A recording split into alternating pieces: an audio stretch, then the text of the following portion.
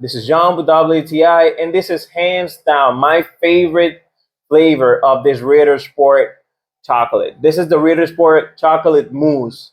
So you may ask yourself, okay, it's just chocolate. Well, what makes this different? Well, as I'm always craving from home, doing things, sometimes you find a little bit the need of a sweet. And what I like about this chocolate the most is how it's soft to the flavor, but it has this texture in the inside that is like a little mousse. It's not gonna be straight out chocolate.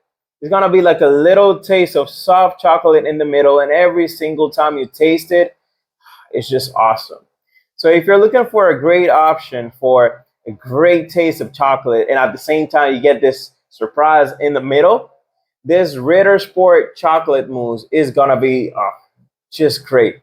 Any occasion, anytime that you want to mix it, or just eat it straight from the package, it's gonna be great.